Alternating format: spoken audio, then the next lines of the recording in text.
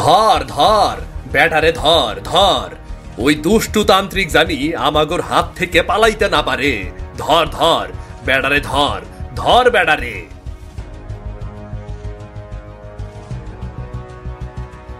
এখন আমি কোথায় যাব? সামনে তো উঁচু দেওয়াল তোলা নতুন রাজ্য, এখানে দাঁড়িয়ে থাকলে ওরা আমাকে মেরে ফেলবে। আমাকে যা করার তাড়াতাড়ি করতে হবে।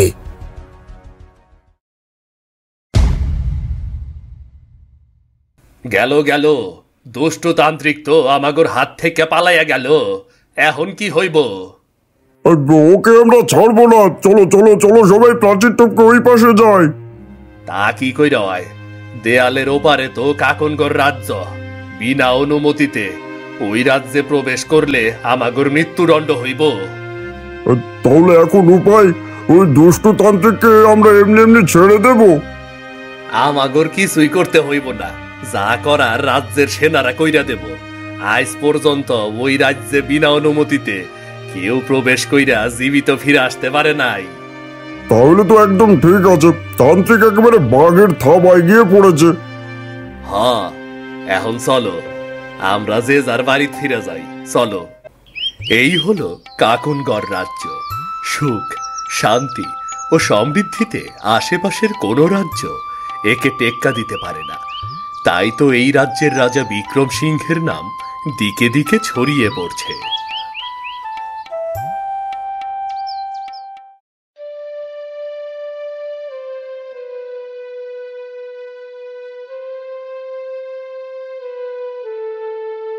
কি হয়েছে দাসী?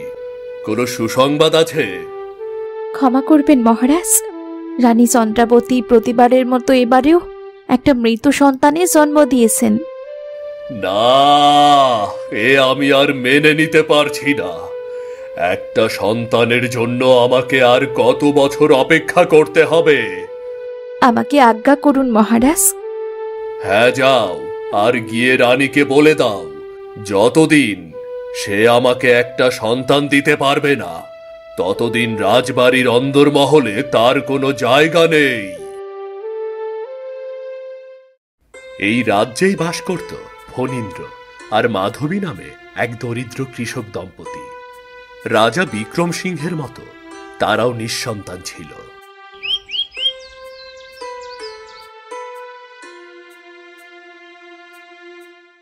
কি গো, এত বেলা হয়ে গেল, তুমি এখনো বাড়িতে বসে আছো যে? তা কাজে যাবে না বুঝি? কিছুই ভালো লাগছে না গো। আমরা এসব কিছু কার জন্য করছি? আমাদের তো ভবিষ্যৎ বলে কিছুই নেই। তুমি বৃথাই কষ্ট পাচ্ছ। আমাদের কোনো সন্তান নেই তাতে কি হয়েছে? আমাদেরকে তো বেঁচে থাকতে হবে। আমার বংশ রক্ষা করার জন্য সৃষ্টিকর্তা একটা সন্তান অবধি পাঠালো না। সৃষ্টিকর্তার ওপর ভরসা রাখো, তিনি নিশ্চয়ই আমাদের ভাগ্যে ভালো কিছু রেখেছেন। এখন উঠে পড়ো তো, উঠে তাড়াতাড়ি কাজে যাও।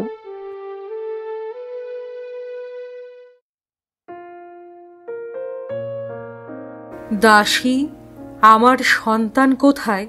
ওকে কোথাও দেখতে পাচ্ছি না কেন?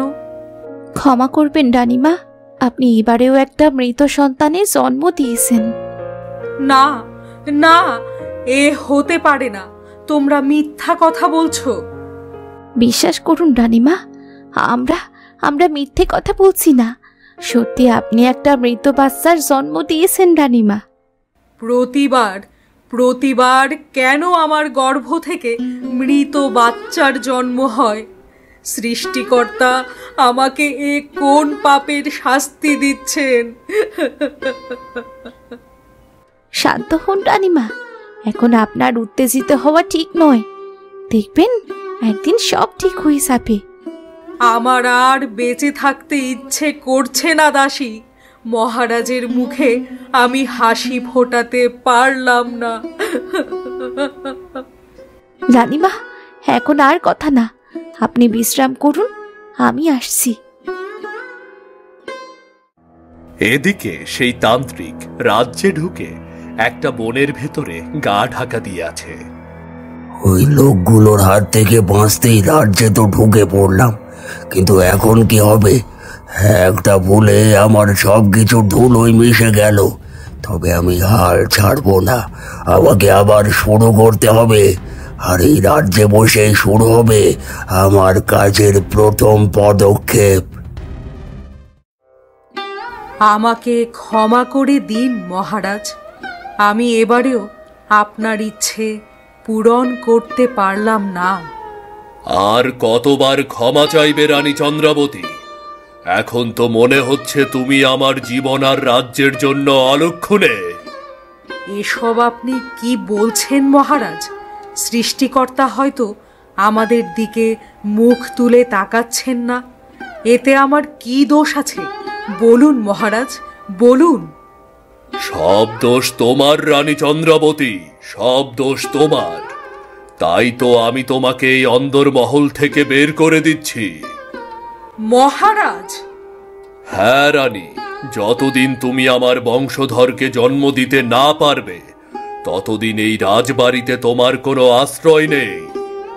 মহারাজ, আমি যে আপনার স্ত্রী, এই রাজ্যের মহারানী, আমাকে রাজবাড়ি থেকে তাড়িয়ে দিলে আমি কোথায় যাব বলুন?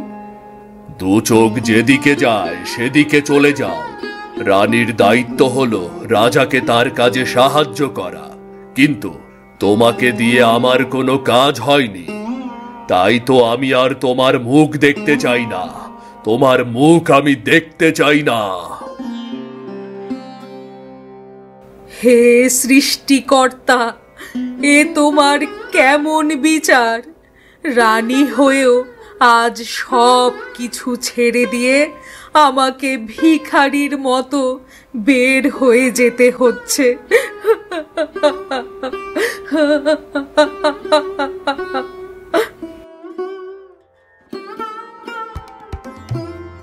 বাবা, যা রোদ উঠেছে এর ভিতরে কাজ করাই তো মহা মুশকিল। যাই, বরং কিছুক্ষণ বিশ্রাম করে নিই।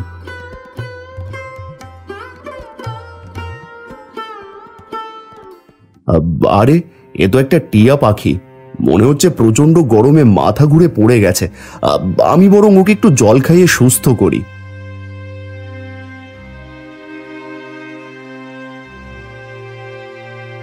অনেক বড় বিপদ থেকে আমাকে তুমি বাঁচালে, তোমার অনেক মঙ্গল হবে।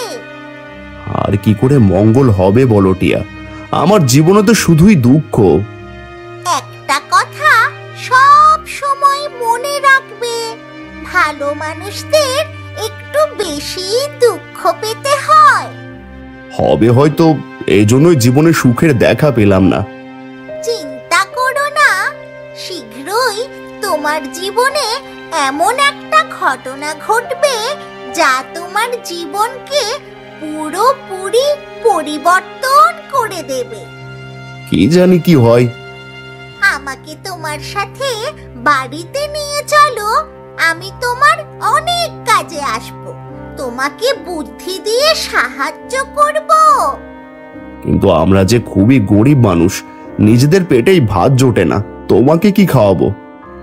আমাকে নিয়ে তোমার একদম চিন্তা করতে হবে না, আমি নিজের খাবার নিজেই খুঁজে নেব, শুধু আমাকে তোমার সাথে সাথে রাখো। চলো তাহলে, আমার বউ বাড়িতে একাই থাকে, তোমাকে পেলে অনেক খুশি হবে। ফণীন্দ্র টিয়াটাকে নিয়ে বাড়িতে চলে যায়। এদিকে রানী কাঁদতে কাঁদতে রাজ্য ছেড়ে বনে এসে ঢুকেছে। সামনে তো মস্ত বড় বন, এখন কি করি? না না, আমি আর ওই রাজবাড়িতে ফেরত যাব না। সত্যিই তো আমি অলক্ষণে। যে রানী রাজার মুখে হাসি ফোটাতে পারে না, রাজপ্রাসাদে তার থাকার কোনো অধিকার নেই, কোনো অধিকার নেই। না, আমি এই বনের ভেতর চলে যাব, আমার ভাগ্যে যা আছে তাই হবে।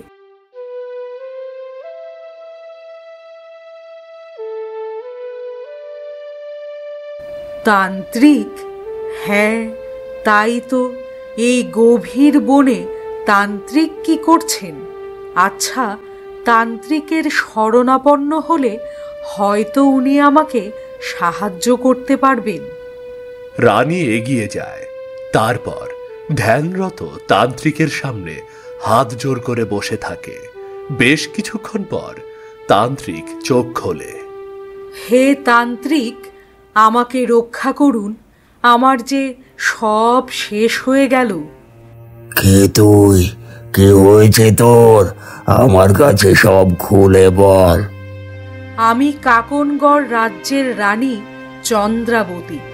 মহারাজ বিক্রম সিংহ আমাকে রাজবাড়ি থেকে তাড়িয়ে দিয়েছেন। সে কি কথা? তোকে রাজবাড়ি থেকে তাড়িয়ে দিল কেন? তুই কি কোনো অপরাধ করেছিস? না তান্ত্রিক মহাশয়, আমি কোনো অপরাধ করিনি। আমার দোষ শুধু একটাই, আমি তাকে বংশধর দিতে পারছি না। প্রতিবার আমি শুধু মৃত সন্তান প্রসব করি। বড়ই দুঃখজনক ঘটনা শোনালি রে তুই। তবে তুই যখন আমার কাছে সাহায্য প্রার্থনা করেছিস, তখন আমি তোকে ফেরাবো না। সত্যি তান্ত্রিক মহাশয়, আপনি আমাকে সাহায্য করবেন? আমি আবার রাজবাড়িতে ফিরতে পারবো? আবার মহারাজ বিক্রম সিংহের পাশে রাজরানীর জায়গা দখল করতে পারবো? নিশ্চয় পারবি। এই ফলটা খেয়ে নে, এতে তোর ভিতরে দৈবভাবে একটা সন্তান তৈরি হবে। সেই হবে মহারাজ বিক্রম সিংহের যোগ্য উত্তরাধিকারী। আপনি আমাকে বাঁচালেন তান্ত্রিক মহাশয়। তা না হলে হয়তো আমাকে এই বনের ভেতর ধুকে ধুকে মরতে হতো। এখনো কাজ শেষ হয়নি। তোকে আমার কুটিরে একদিন থাকতে হবে। তোর গর্ভে ওই দৈব সন্তান তৈরি হলে তারপর তুই রাজবাড়িতে ফিরে যেতে পারবি। ঠিক আছে তান্ত্রিক মহাশয়, আপনি যেমন বলবেন আমি তেমনটাই করব। এই দিকটায় আমার পাঁতার কুটির, যা গিয়ে বিশ্রাম করে নে।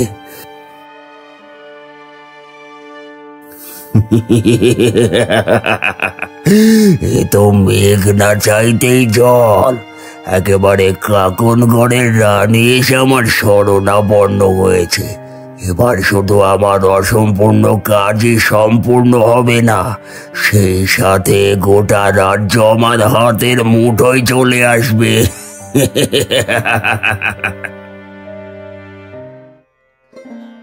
এদিকে গোটা রাজবাড়িতে প্রচার হয়ে গেছে যে মহারাজ বিক্রম সিংহ রানী চন্দ্রাবতীকে রাজবাড়ি থেকে তাড়িয়ে দিয়েছেন। এই শুনে মন্ত্রী ছুটতে ছুটতে রাজার কাছে আসে। এসব কি শুনছি মহারাজ? আমাদের রানীমা নাকি রাজবাড়ি ছেড়ে চলে গেছে? একদম ঠিক শুনেছ মন্ত্রী। যে আমাকে একজন বংশধর এনে দিতে পারে না, তার এই বাড়িতে থাকার কোনো অধিকার নেই। কিন্তু মহারাজ, এতে করে আপনার মান সম্মান যে ধুলোয় মিশে যাবে। আশেপাশের রাজ্যের রাজারা আপনাকে দেখে হাসাহাসি করবে। হ্যাঁ, সেটা অবশ্য তুমি ভুল কিছু বলনি, কিন্তু কি করব বলো মন্ত্রী? আবারও তো বয়স হয়েছে। একজন যোগ্য উত্তরসূরি না পেলে আমার অনুপস্থিতিতে এত বড় রাজ্য কে সামলাবে বলো? যতই চেষ্টা করুন না কেন, আপনার কোনো উত্তরসূরি আসবে না। শেষমেশ এই রাজ্য আমার হাতেই আসবে। আর আমি হব এই রাজ্যের রাজা। একা একা কি বিড়বিড় করছো মন্ত্রী? না না না মহারাজ, কিছু না তো। মানে আমি বলি কি, আপনি রানীমাকে রাজবাড়িতে ফিরিয়ে নিয়ে আসুন। তার আর দরকার নেই। রানী একা একা কোথায় আর যাবে? দেখবে ঠিক সন্ধ্যার আগে ঠিকই ফিরে আসবে এই রাজপ্রাসাদে। তাই যেন হয়। এদিকে ফণীন্দ্র সেই টিয়াটাকে নিয়ে বাড়িতে ফিরে এসেছে। টিয়াটাকে দেখে ফণীন্দ্রর বউ মাধবী বেশ অবাক হয়। কি গো, তুমি এই টিয়া পাখিকে কোথা থেকে নিয়ে এলে? ওকে আমি একটা গাছের নিচে পেয়েছি। টিয়াটা কি বলছে শুনলে তুমি অবাক হয়ে যাবে। কি বলেছে আমায় বলো তো শুনি। আমাদের নাকি আর খুব বেশি দিন এমন কষ্ট করতে হবে না, শীঘ্রই এমন কিছু ঘটবে যাতে আমাদের জীবন পরিবর্তন হয়ে যাবে। তাই বুঝি টিয়া? হ্যাঁ গো, আমি কখনো মিথ্যা কথা বলি না। কিন্তু আমরা যে বেজায় গরিব মানুষ, গরিবের জীবন আবার পরিবর্তন হয় নাকি? নিশ্চয়ই পরিবর্তন হয়। ভাগ্যের লিখন কেউ খণ্ডাতে পারে না। আমি স্পষ্ট দেখতে পাচ্ছি তোমাদের ভাগ্যরেখা জল জল করছে। তোমার কথাই যেন সত্যি হয় টিয়া। রাত হয়ে গেল, অথচ রানী তো এখনো ফিরছে না। জানি না ও এখন কোথায় আছে, কেমন আছে। রানীকে এমনটা বলা আমার একদম ঠিক হয়নি। সেনা, সেনা, আদেশ করুন মহারাজ। প্রধান ফটকের বাইরে রানী চন্দ্রাবতী কি এসেছেন, কিংবা তাকে কি আশেপাশে কোথাও দেখেছ? ক্ষমা করবেন মহারাজ, রানী চন্দ্রাবতীকে কোথাও দেখতে পাইনি, আর তিনি প্রধান ফটকের আশেপাশেও আসেনি। এখনই রাজ্যের দিকে দিকে সেনা পাঠাও, যেখান থেকে পারো রানী চন্দ্রাবতীকে খুঁজে নিয়ে আসো। আমি এক্ষুনি সেনা পাঠাচ্ছি মহারাজ, আপনি কোনো চিন্তা করবেন না।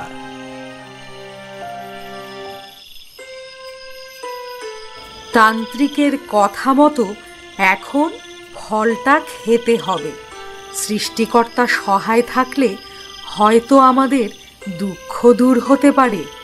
মহারাজ তার একজন যোগ্য উত্তরসূরি পেতে পারেন।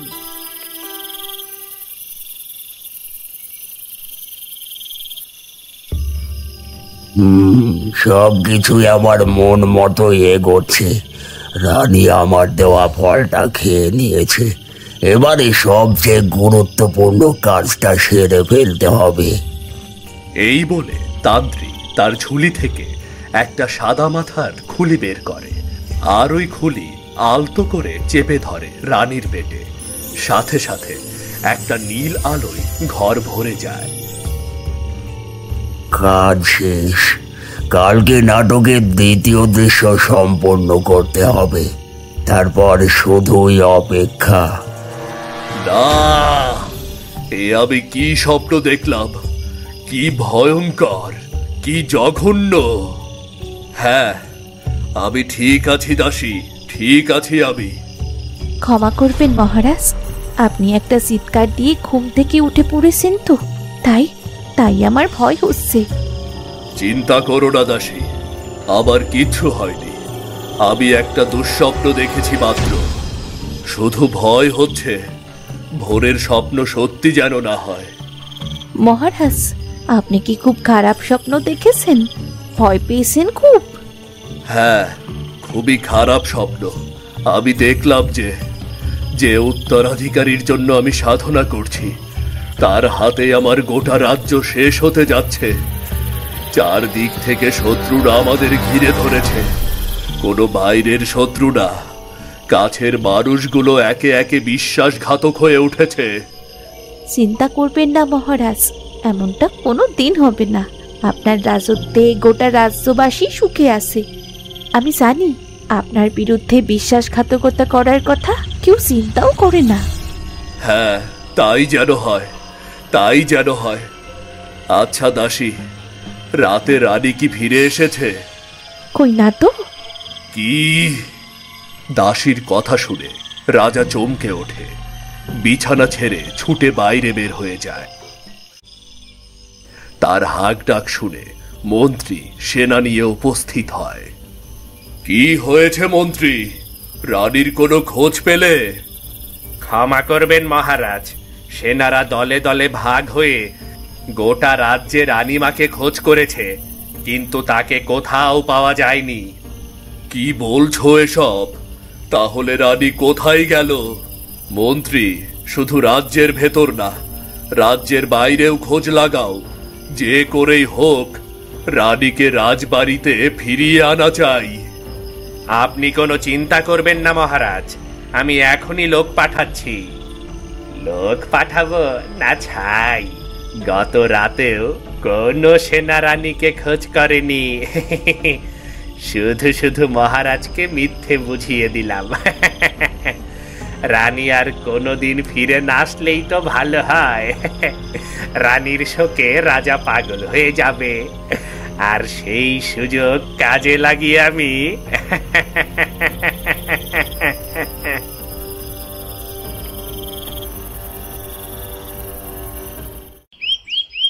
সকালবেলা রানী চন্দ্রাবতী অনুভব করে তার ভেতরে দৈবভাবে এক সন্তান তৈরি হয়েছে।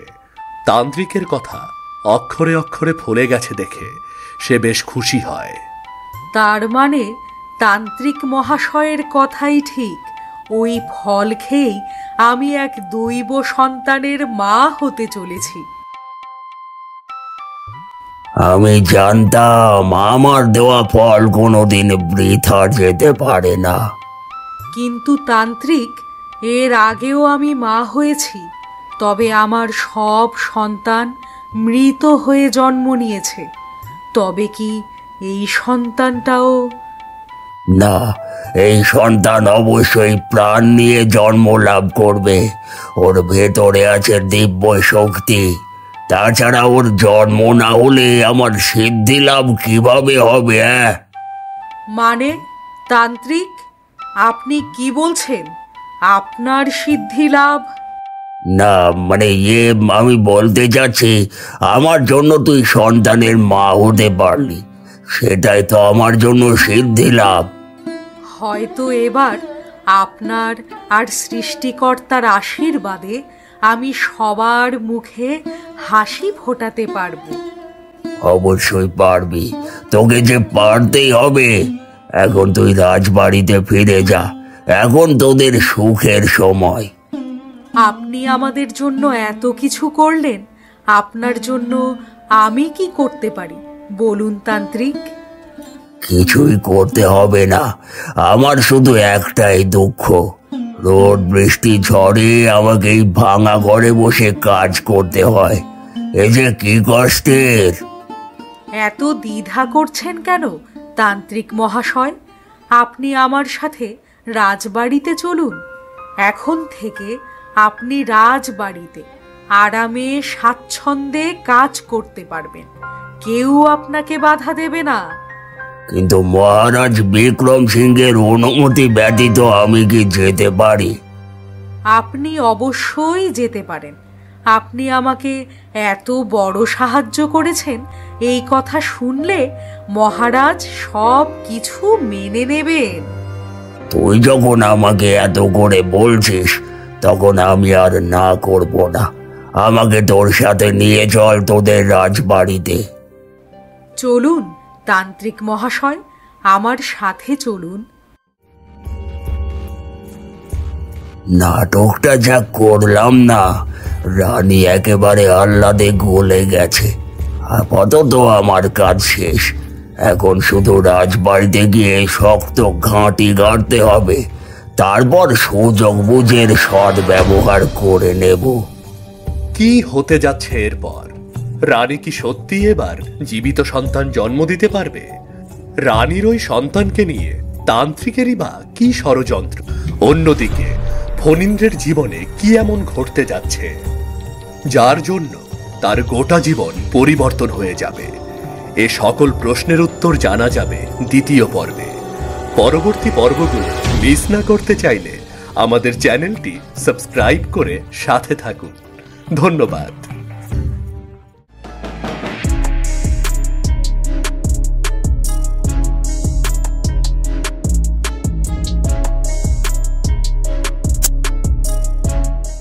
ধর ধর ব্যাটারে, ধর ধর। এখন আমি কোথায় যাব? সামনে তো উঁচু দেওয়াল তোলা নতুন রাজ্য। রানী চন্দ্রাবতী প্রতিবারের মতো এবারেও একটা মৃত সন্তানের জন্ম দিয়েছেন। তাই তো আমি তোমাকে এই অন্দরমহল থেকে বের করে দিচ্ছি। ফণীন্দ্র টিয়াটাকে নিয়ে বাড়িতে চলে যায়। এই ফলটা খেয়ে নে, এতে তোর ভিতরে দৈবভাবে একটা সন্তান তৈরি হবে। নাটকটা যা করলাম না, রানী একেবারে আহ্লাদে গলে গেছে। আপাতত আমার কাজ শেষ।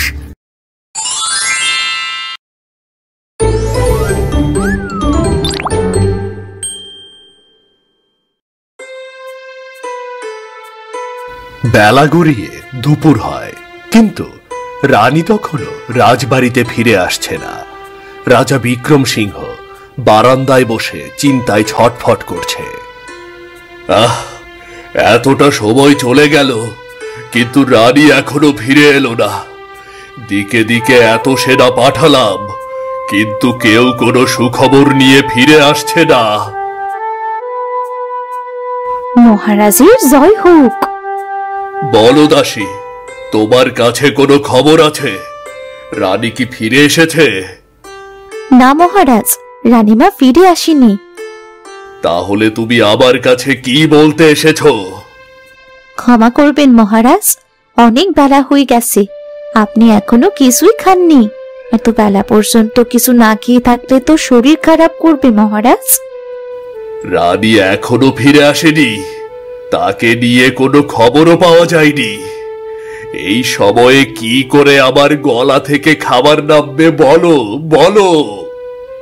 আপনি দুশ্চিন্তা করবেন না মহারাজ, আমার মন বলছে শীঘ্রই রানীমা ফিরে আসবেন।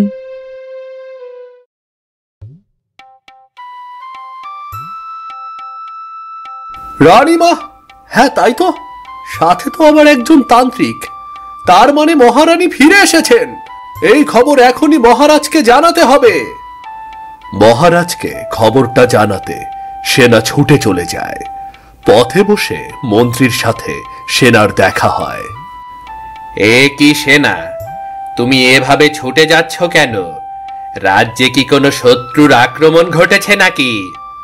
শত্রু? কই না তো, শত্রু আক্রমণ করতে যাবে কেন? তাহলে এমন পাগলের মতো ছুটে কোথায় যাচ্ছ? রানীমা ফিরে এসেছেন, এই খবরটা মহারাজকে জানাতেই রাজবাড়ির দিকে যাচ্ছি। ও, তার মানে রানীমা ফিরে এসেছেন। আচ্ছা আচ্ছা, যাও। ধুর, এবারেও হলো না। দুদিন যেতে না যেতেই রানী ফিরে এলো। আসলে আমার কপালটাই খারাপ।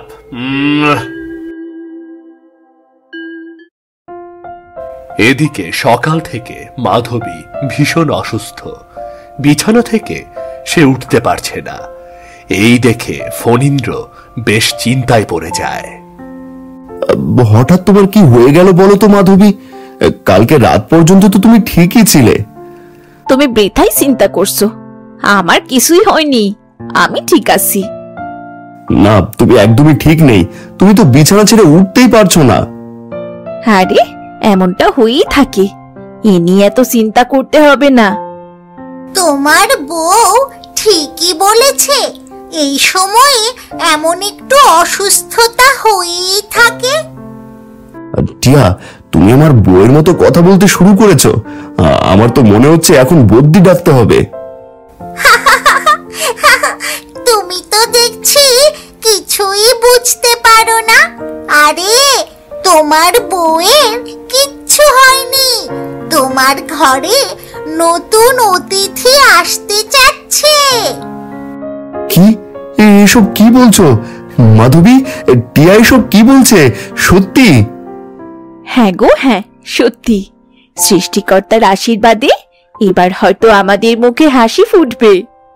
টিয়া, আস্তে আস্তে তোমার কথাই সত্যি হয়ে যাচ্ছে। আমাদের জীবন পরিবর্তন হতে শুরু করেছে। ধৈর্য ধরে থাকো, এখনো অনেক পরিবর্তন আসবে।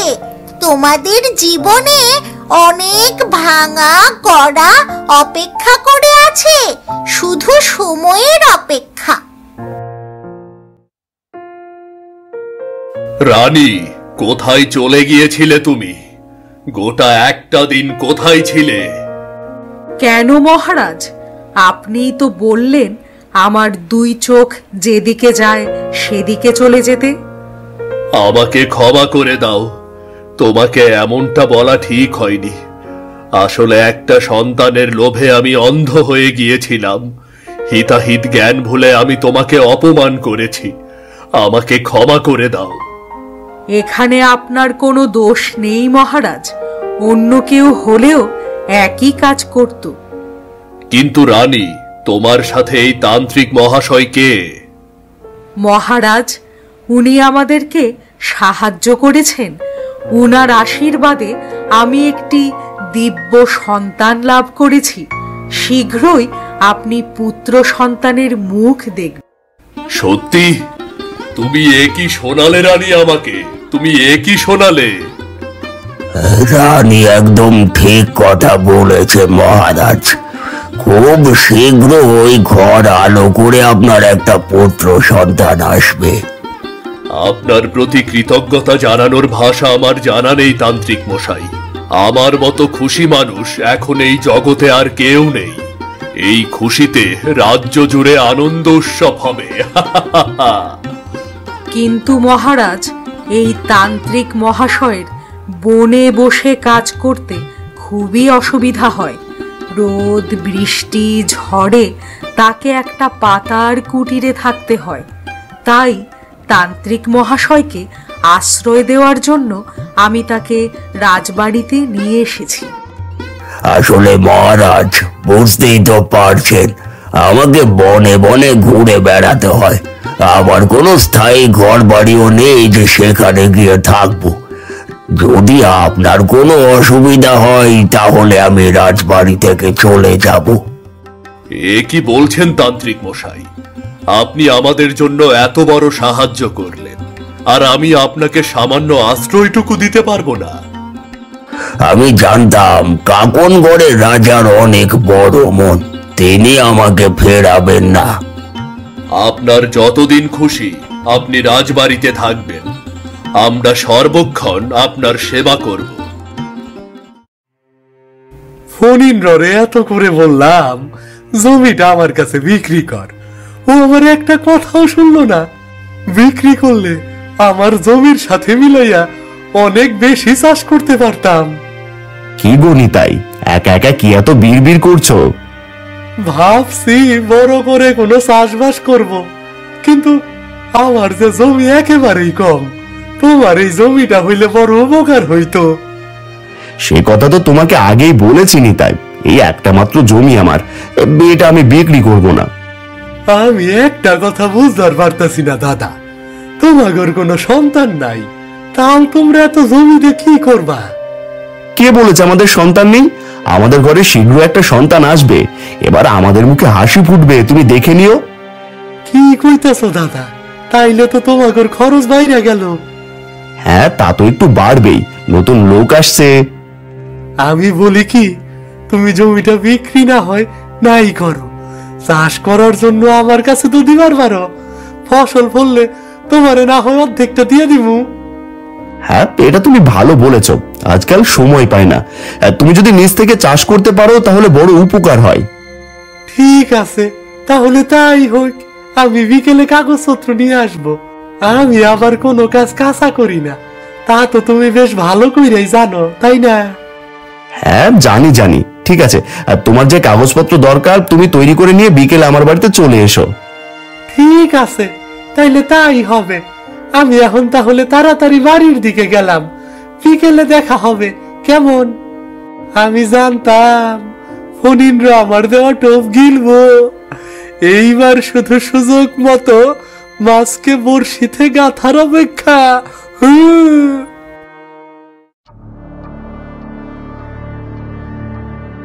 তান্ত্রিক মহারাজের জয় হোক, জয় হোক। হায় হায়, কে বাছা তুই? আমি এই রাজ্যের মন্ত্রী। রাজ প্রজাদের সবার মুখে মুখে আপনার কথা শুনলাম, তাই তো মনে আপনার সাথে দেখা করার বড় ইচ্ছা জেগেছে আমার। তা বেশ, তো আয় আমার কাছে আয়। আচ্ছা তান্ত্রিক মহারাজ, আপনি তাহলে দিব্য শক্তি দিয়ে মহারানীর কোলে সন্তান এনে দেবেন? দেবেন কি বলছিস রে? শীঘ্রই রানী মা হবেন। এই রাজ্যের প্রতিটা মানুষের মুখে হাসি ফুটবে। তার মানে তো আপনার অনেক ক্ষমতা। তবে আপনার ক্ষমতা রাজ্যের সবার মুখে হাসি ফোটালেও আমার মুখে হাসি ফোটাতে পারেনি। তুই কি বলতে চাইছিস? একটু খোলসা করে বল তো। ভেবেছিলাম নিঃসন্তান রাজার মৃত্যুর পরে আমি হব রাজ্যের রাজা, কিন্তু আপনি তো আমার সব ষড়যন্ত্রে জল ঢেলে দিলেন। তার মানে ওপরে ওপরে মন্ত্রী হলেও তুই আসলে একটা দেশদ্রোহী। সে আপনি যাই বলুন না কেন, এখন শুধুমাত্র আপনি আমাকে সাহায্য করতে পারেন। বল এখন তোর জন্য আমি কি করতে পারি? তোকে কি সাহায্য করতে হবে? আপনি তো এই রাজবাড়িতে সুখ সমৃদ্ধি আর ধন সম্পত্তির জন্য এসেছেন। আমি আপনাকে এর থেকেও অনেক বড় বেশি ধন সম্পত্তি দেব, শুধুমাত্র আপনি আমার রাস্তা থেকে ওই অনাগত সন্তানকে সরিয়ে দিন। সে কি করে সম্ভব? আমি আমার দিব্য শক্তি দিয়ে ওই সন্তানকে রানীর ভেতরে এনেছি, এখন তুই আমাকে ওই সন্তান নষ্ট করতে বলছিস? আমার যা বলার তা আমি বলে দিয়েছি, এখন কি করবেন তা আপনার বিষয়। ঠিক আছে, আমি রাজি, তবে আমি সময় অনুযায়ী আমার চাহিদা মতো সব ধন সম্পত্তি চাই। এর ব্যতিক্রম হলে কিন্তু আমি অনিষ্ট করে দেব। আপনি শুধু আমার কাজটা করে দিন, ধন সম্পত্তির বিষয়ে আপনাকে কোনো চিন্তা করতে হবে না। এদিকে বিকেল বেলা নিতাই কাগজপত্র তৈরি করে ফণীন্দ্রর বাড়ির দিকে রওনা হয়েছে। বোকা ফণীন্দ্র, আমার কাছে জমিটা বিক্রি করব না, তাই তো? এইবারে দেহ বুদ্ধি করে কিভাবে এই জমিটা আমি কাইরা নেই। কই গো দাদা, কোথায় গেলে গো? ও নিতাই, এসে গেছো? হ্যাঁ, কথা মতো কাগজপত্র তৈরি করে নিয়ে এসেছি। জমিতে কি চাষ করা হবে তা এইখানে ভালো করে লেখা আছে, তুমি একবার সবটা পড়ে নাও। তা জমিতে কি চাষ করবে? ভাবছি আলু চাষ করব, বাজারে আলুর অনেক চাহিদা। হ্যাঁ, সেটাই ভালো হবে। ভালো ফলন হলে তোমার আমার দুজনেরই বেশ কিছু লাভ আসবে। হ্যাঁ গো দাদা, নাও এই কাগজটা একবার পড়ো, আর এইখানে একটা আঙ্গুলের ছাপ দিয়া দাও। কি চাষ করা হবে তা তো তুমি বলেই দিয়েছো, এখন আর কাগজ পড়ার দরকার নেই। দাও, আমি আঙুলের ছাপ দিয়ে দিই। ফণীন্দ্রর দিকে এগিয়ে দেয়। ফণীন্দ্র সেখানে একটা আঙুলের ছাপ দিয়ে কাগজ ফেরত দেয়। ঠিক আছে, কাজ শেষ। আমি খুব তাড়াতাড়ি এই জমি একত্র করে কাজ শুরু করব। ঠিক আছে, কোনো সাহায্য লাগলে বলবে, আমি তো আছি।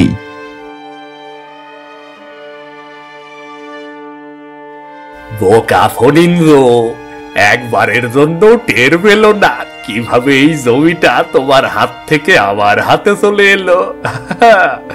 এবারে এমন প্যাচ করবো না, কেঁদেও কুল পাবে না।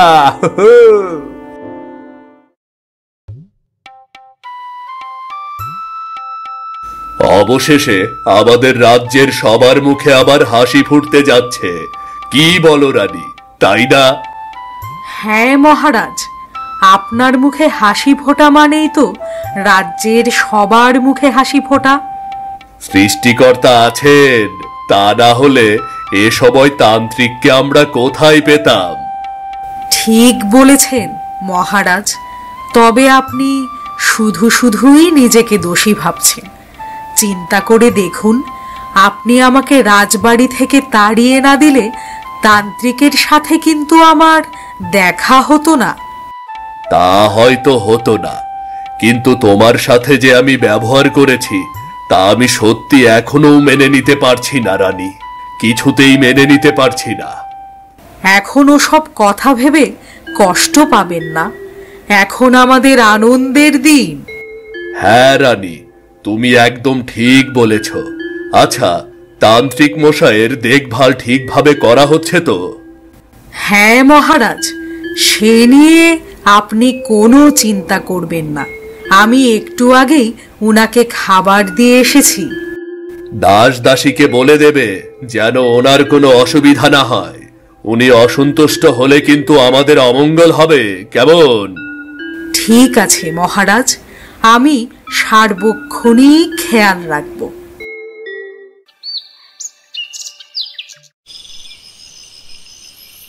সে তুমি যাই পটো, নিতাইকে আমাদের জমিটা দেওয়া একদম ঠিক হয়নি। ও কেমন লোক তা তো তুমি জানো না। আমি সবকিছুই জানি, কিন্তু আমি তো আর জমি বিক্রি করিনি। আমি শুধু চাষ করার জন্য ওকে দিয়েছি, আর যা ফসল ফলবে আমাকে অর্ধেক দেবে। সবই ঠিক আছে, কিন্তু একবার ওর আনা কাগজটা পড়ে নেওয়া উচিত ছিল। ও তো মুখে মুখেই সবটা বলে দিল যে জমিতে আলু চাষ করবে, তাই আর আমি কাগজ পড়তে যাইনি। আমার মন বলছে তোমরা নতুন কোনো বিপদে পড়তে যাচ্ছ। তা তো পড়তেই হবে, ওই নিতাই একটু ভালো মানুষ না, ও নিশ্চয়ই কোনো ঝামেলা পাকাবে। আরে তোমরা বৃথায় ভয় পাচ্ছ, এমন কিছুই হবে না। অনেক রাত হয়েছে, এখন শুয়ে পড়ো। এই যে দাসী, তুমি কোথায় থাকো বলো তো? সকাল হয়ে গেছে কিন্তু তোমাকে কোথাও খুঁজে পাওয়া যাচ্ছে না। কোথায় আর যাবো বলুন রানীমা, এই রাজবাড়িতেই তো আছি।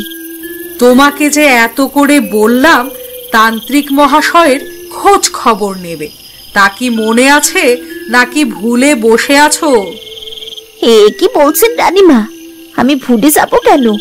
আমার অবশ্যই মনে আছে। তাহলে তাড়াতাড়ি ভালো ভালো কিছু খাবার সাজিয়ে নিয়ে তান্ত্রিক মহাশয়ের ঘরে যাও। দেখবে কোনো কিছুতেই যেন ওনার যত্নের কোনো ত্রুটি না হয়। আপনি কোনো চিন্তা করবেন না রানীমা, আমি সব দেখে নিচ্ছি। এদিকে নিতাই গতদিনের সেই কাগজ হাতে ফণীন্দ্রর বাড়িতে এসে উপস্থিত হয়। এত সকালে এখনো কেউ ঘুম থেকে ওঠেনি। কই গো নিতাই দা, তাড়াতাড়ি উঠা পড়ো, আমার হাতে একদমই সময় নাই গো। কই গো দাদা, কই? এ কি নিতাই, তুমি এত সকালে আমার বাড়িতে? কোনো দরকার? হ্যাঁ, দরকার বলেই তো এসেছি। তোমার জমিতে দেখলাম কিছু শাকসবজি আছে, ওইগুলা কি তুমি আনবা নাকি আমি ওপরেই প্রাচীর তুইলা দিব? এসব কি বলছো তুমি নিতাই? তুমি তো বলেছিলে আমার জমিতে আলু চাষ করবে, প্রাচীর তুলবে, এমন কথা তো বলনি। সে কি কথা? তুমি তো কালকে নিজেই আমার আনা কাগজে আঙুলের ছাপ দিলে। ওখানে তো জমিতে প্রাচীর তুলে দেওয়ার কথা স্পষ্ট করে লেখা ছিল, আর এটাও বলা ছিল যে আজকে সকাল থেকে ওই জমিটা আমার। হাই হাই, এ তুমি কি বলছো নিতাই? তুমি আমাকে এমন ভাবে ঠকালে? আমি তোমাকে মোটেও ঠকাইনি।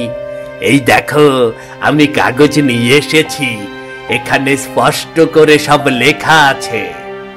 আমি তোমাকে আগেই বলেছিলাম যে এই নিতাই কিছু একটা ঝামেলা অবশ্যই করবে।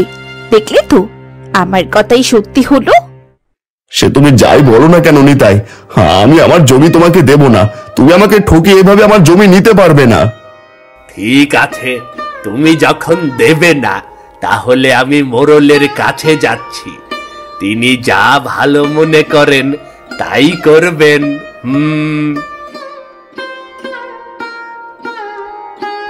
আমি বলেছিলাম তোমাদের ওপর একটা বিপদের আশঙ্কা আছে।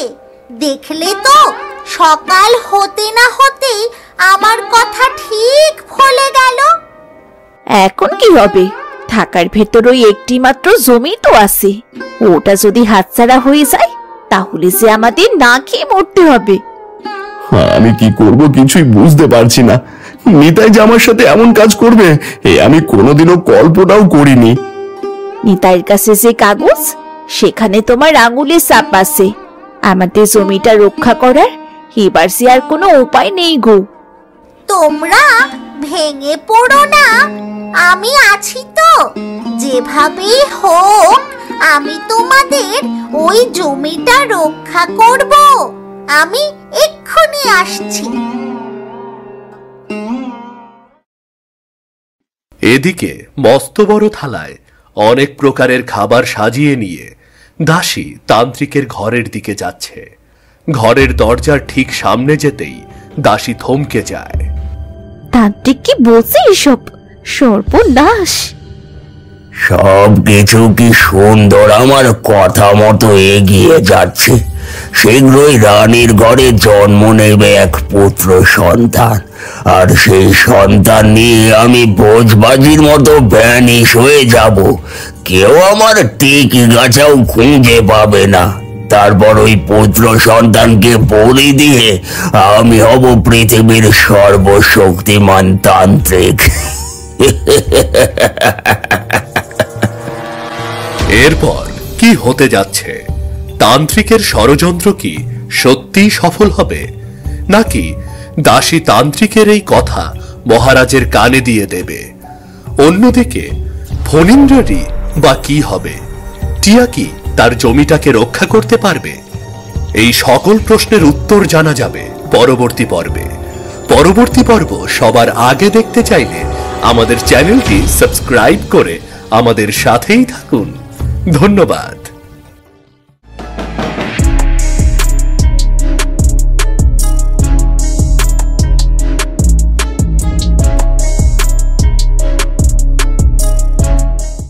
আমি একটা কথা বুঝতে পারতেছি না দাদা, তোমাগর কোনো সন্তান নাই, তাও তোমরা এত জমিতে কি করবা?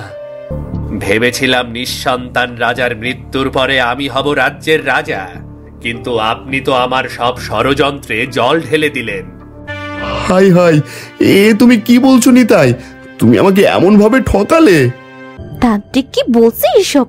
সর্বনাশ! তারপর ওই পুত্র সন্তানকে বলি দিয়ে আমি হব পৃথিবীর সর্বশক্তিমান তান্ত্রিক।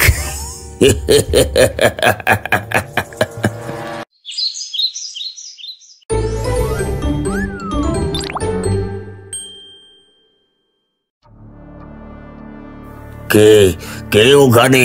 কে লুকিয়ে লুকিয়ে আমার কথা শুনছে? দাসী, তোর এত বড় সাহস! তুই আমার অনুমতি না নিয়ে দরজার সামনে দাঁড়িয়ে আছিস। বল বল, এখানে লুকিয়ে লুকিয়ে কি শুনছিস? ক্ষমা করবেন তান্ত্রিক, আপনি কি আমাকে কিছু বলছেন? তাহলে দয়া করে একটু জোরে বলবেন, আমি কানে একটু কম শুনি। তার মানে দাসীটা কিছুই শুনতে পায়নি? না, এরপর থেকে আরো সাবধান হয়ে যেতে হবে। আমার এই কথা যদি কোনোভাবে বাইরে প্রচার হয়ে যায়, তাহলে আমার সব ষড়যন্ত্র এক মুহূর্তে মাটি হয়ে যাবে। তান্ত্রিক মহাশয়, রানীমা আপনার জন্য খাবার পাঠিয়েছেন, দয়া করে এগুলো গ্রহণ করুন। হ্যাঁ, আমার ঘরে রেখে চলে যা, আমি আমার সময় মতো খেয়ে নেব। ভালো কথাই তো কাজ হলো না। এবারে দেখো ফণীন্দ্র, কি করে তোমার জমিটা আমার হয়ে যায়। ঠিক এই সময় পেছন থেকে ফণীন্দ্রর টিয়াটা উড়ে আসে আর ছো মেরে নিতাইয়ের হাত থেকে কাগজটা নিয়ে উড়ে যায়। এই গেল গেল গেল গেল গেল, বজ্জাত টিয়াটা আমার হাত থেকে কাগজটা নিয়ে নিল। এখন কি করি? প্রমাণ হিসাবে কাগজে ফণীন্দ্রর আঙ্গুলের ছাপ দেখাতে না পারলে তো অভিযোগ জোরালো হইব না। আরে ধুর, সব মাড়ি হয়ে গেল রে, সব মাড়ি হয়ে গেল। তার মানে তান্ত্রিক মোটেই ভালো না। নিজের স্বার্থ সিদ্ধির জন্যে সে রাজবাড়িতে এসে আশ্রয় নিয়েছে। রানীমার গর্ভে যে পুত্র সন্তান রয়েছে তাকেই তান্ত্রিক চুরি করে নিয়ে যেতে চায়, কিন্তু এই আমি কিছুতেই হতে দেব না। জেনে শুনে মহারাজ আর রানীমার এত বড় ক্ষতি হয়ে যাবে, এ তো হতে পারে না। সে করেই হোক, আমাকে কিছু একটা করতেই হবে। রানীমার ঘরে সন্তান জন্ম নেবার আগে যদি কোনোভাবে তান্ত্রিককে রাজবাড়ি থেকে তাড়ানো যেত, তাহলেই সব ভালো হতো। সব কথা তো সেদিন বললাম, এখন আমাকে আমার চাহিদা মতো ধন সম্পত্তি দিলে আমি তোর কাজ করে দেব। আমিও তো আপনাকে বলেছি তান্ত্রিক মশাই, আপনাকে ধন সম্পত্তি নিয়ে কোনো চিন্তা করতে হবে না। আমি আপনার জন্য অর্ধেকটা নিয়ে এসেছি, বাকি টাকা কাজের পরে পাবেন, কেমন? ঠিক আছে, আমি তাহলে আজ থেকেই কাজ শুরু করছি। তবে আমার মনটা কেমন যেন কো ডাকছে। কেন? সব তো ঠিকঠাকই চলছে, তাহলে হঠাৎ আপনার মনের কুডাক ডাকার কারণ কি? আমার মন বলছে কেউ একজন আড়ালে বসে আমাদের ষড়যন্ত্র নাশাত করার চেষ্টা চালিয়ে যাচ্ছে। এ আপনার মনের ভুল তান্ত্রিক মহাশয়।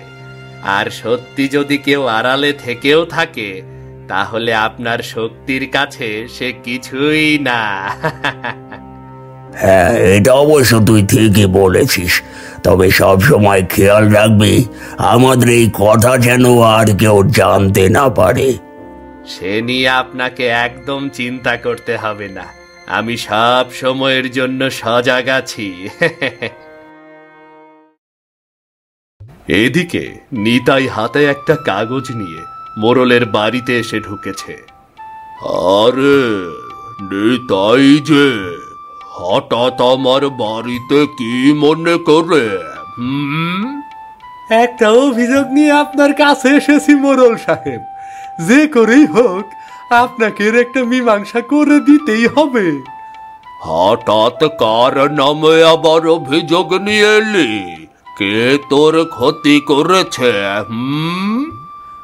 আর বলবেন না মোড়ল সাহেব, গতদিন সকালে কাগজপত্রে আঙুলের ছাপ দিয়া ফণীন্দ্র দাদা বলে দিয়েছে যে তার জমি আজ থেকে আমার।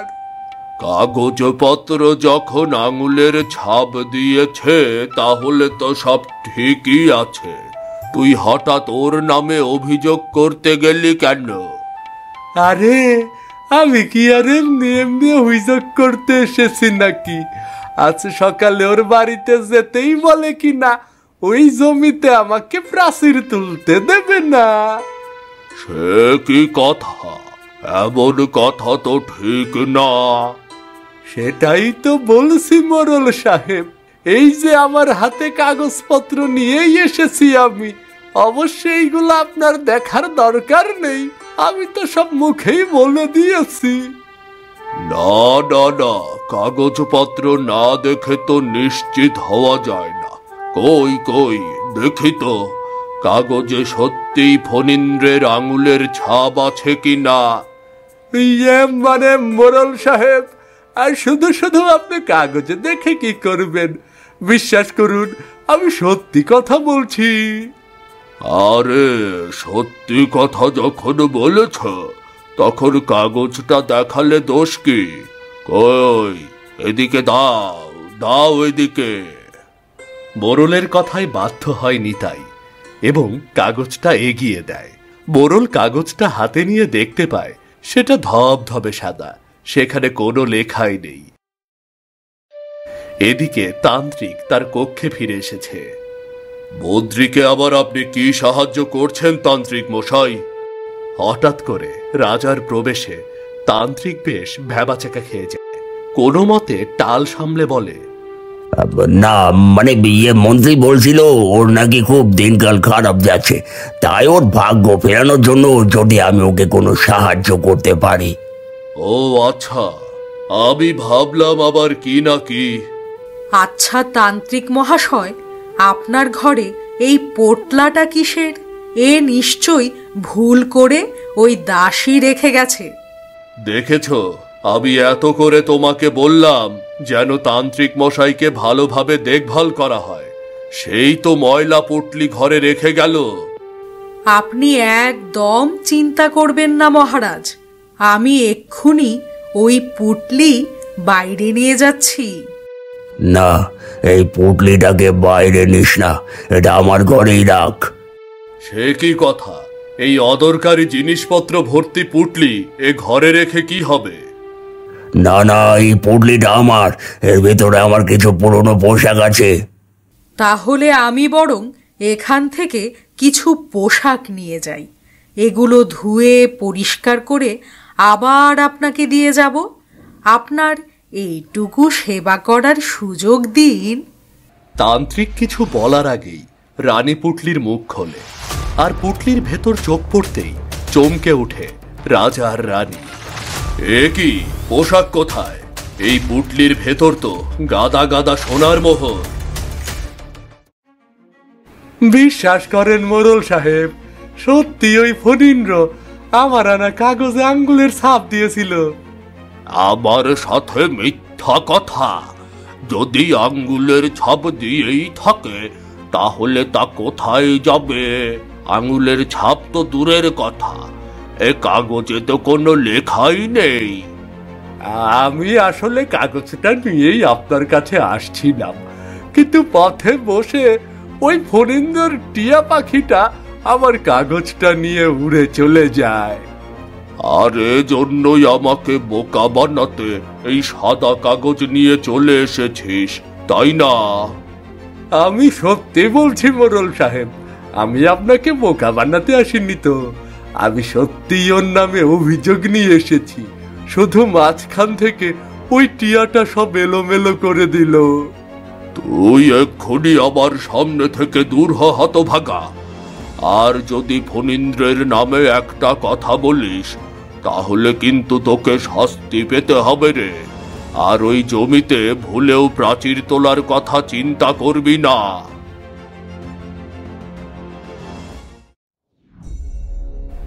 আসলে মোহরগুলো মন্ত্রী আমার কাছে রাখতে দিয়েছে, আমাকে বিশ্বাস করেছে বলে আমি আর না করতে পারিনি। সবই তো বুঝলাম, কিন্তু আপনিই বা কেন মোহরের কথা লুকিয়ে গেলেন?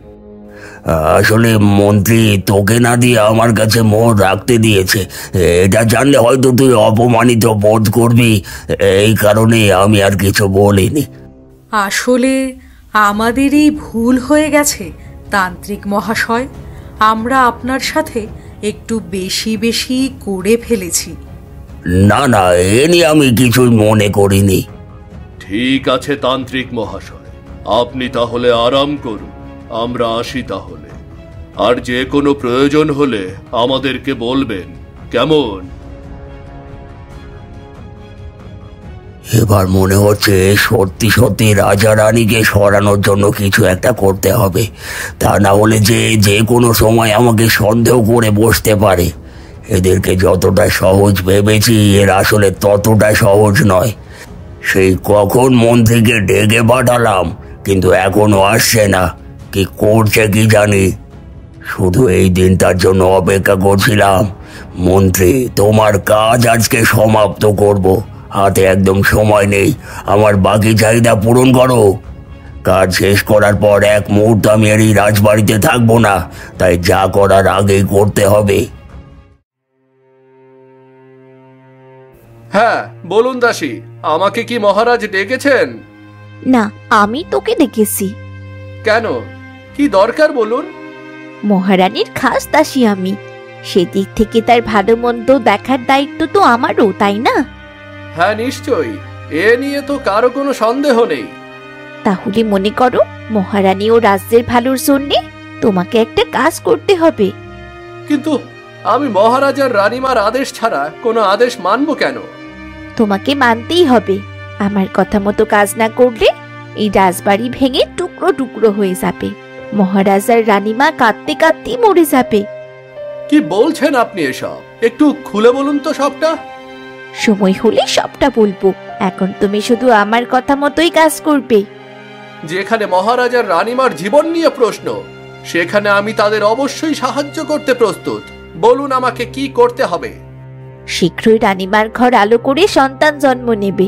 তুমি রাজ্যে খোঁজ লাগাও, দেখো কোনো ঘরে রাজবাড়ির মতন এমন সদ্য সন্তান জন্ম নেওয়ার অপেক্ষায় কে আছে। যতদূর সম্ভব এই খবর আমার চাই চাই। ঠিক আছে, আমি এক্ষুনি রাজ্যে খোঁজ লাগাচ্ছি। তবে একটা কথা মনে রেখো, এই কথা যেন আর কেউ জানতে না পারে। ঠিক আছে দাসী, এই কথা শুধু আমাদের দুজনের মাঝেই থাকবে, আর কেউ জানতে পারবে না। মন্ত্রী, সব রাজ্যবাসীর কাছে উপহার পৌঁছে দিয়েছ তো? হ্যাঁ মহারাজ, আপনার কথা মতো সবাই উপহার পেয়েছে। সবাইকে জানিয়ে দাও, আবার রাজপ্রাসাদে পুত্র সন্তান জন্ম নেওয়ার সাথে সাথে সবার কাছে উপহার পৌঁছে যাবে। রাজ্য জুড়ে খুশির বন্যা বয়ে দেব আমি। আপনি কোনো চিন্তা করবেন না মহারাজ, আমি সময় মতো সব কাজ সেরে ফেলব। আচ্ছা মন্ত্রী, তুমি তান্ত্রিকের কাছে সোনার মোহরের পুটলি রেখে দিয়েছ, আমাকে তো কিছু বললে না। আমি তান্ত্রিকের কাছে সোনার মোহরের পুটলি রেখেছি? কি বলছেন মহারাজ, আমি তো এমন কিছু করিনি। তার মানে তান্ত্রিক আমাকে মিথ্যা বলল? এতগুলো মোহর তাহলে সে কোথায় পেল? আচ্ছা মন্ত্রী, তুমি তাহলে এসো।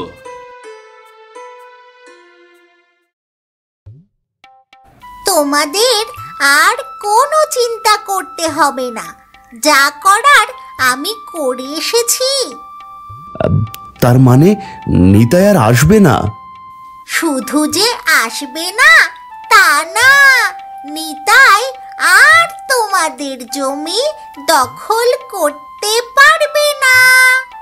কিন্তু ওর কাছে যে কাগজটা আছে সেখানে তো আমাদের আঙুলের ছাপ।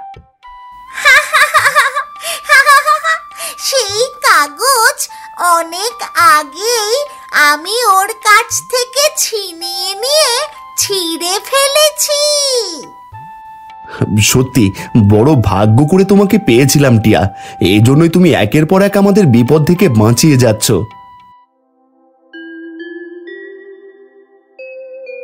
এবার কিন্তু আমার তান্ত্রিককে বেশ সন্দেহ হচ্ছে রানী। প্রথমে পোশাকের কথা বলে মোহরের কথা আড়াল করল, তারপর আমরা মোহর দেখে ফেলার পরে মন্ত্রীর কথা বলল, যেখানে মন্ত্রী বলছে সে কোনো মোহর তান্ত্রিকের কাছেই রাখেনি। হ্যাঁ মহারাজ, আমার মনেও যে সন্দেহ হচ্ছে না তা কিন্তু নয়, কিন্তু উনি তান্ত্রিক মানুষ, তার ওপর আমাদের এত বড় উপকার করেছেন, উনার মনে যে খারাপ কোনো চিন্তা থাকতে পারে এ যে আমি মানতেই পারছি না। শুধুমাত্র সন্দেহের বশে এখনই কিছু বলাটা ঠিক হবে না। সামনে যদি এমন কোনো কিছু চোখে পড়ে তখন না হয় ভেবে দেখব।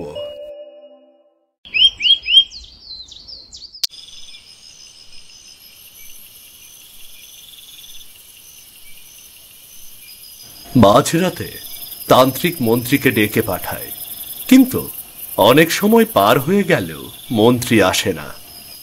সেই কখন মন্ত্রীকে ডেকে পাঠালাম, কিন্তু এখনো আসছে না। কি করছে কি জানি। একটু দেরি হয়ে গেল তান্ত্রিক মহাশয়। রাজবাড়ির অন্দরমহলে রানীমার পুত্র সন্তান হয়েছে। পুত্র সন্তান জন্ম দিয়েছে রানীমা। শুধু এই দিনটার জন্য অপেক্ষা করছিলাম। মন্ত্রী, তোমার কাজ আজকে সমাপ্ত করব। হাতে একদম সময় নেই, আমার বাকি চাহিদা পূরণ করো। কিন্তু আমি তো বলেছিলাম কাজ শেষ করার পর বাকিটা দেব। কাজ শেষ করার পর এক মুহূর্ত আমি আর এই রাজবাড়িতে থাকবো না, তাই যা করার আগেই করতে হবে। ঠিক আছে, আপনি অপেক্ষা করুন, আমি আপনার জন্য বাকি মোহর নিয়ে আসছি।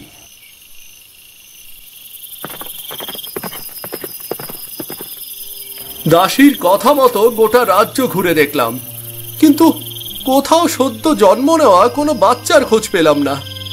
এখন কি করি? ঠিক এই সময় ফণীন্দ্রর ঘরের ভেতর থেকে টিয়ার কণ্ঠ ভেসে আসে। সে না কান খাড়া করে সেই কথা শুনতে থাকে। কিছুক্ষণের ভেতর তোমার ঘর আলো করে এক সন্তানের জন্ম হবে। এই একটা দিনের জন্য আজ আমরা কত বছর ধরে অপেক্ষা করে আছি টিয়া। তাই যেন হয় টিয়া, তাই যেন হয়। এবারে সত্যি তোমাদের অপেক্ষার প্রহর শেষ হবে। তোমাদের মুখে হাসি ফুটবে। তোমাদের দুজনের জীবন পরিবর্তন হবে। মনে হচ্ছে এই বাড়িতে কিছুক্ষণের ভেতরে একটা সন্তান জন্ম নেবে। মহারানীর দাসী তো এমন বাচ্চারই খোঁজ করছিল। আর দেরি করা ঠিক হবে না, এখনই গিয়ে তাকে খবর দিতে হবে।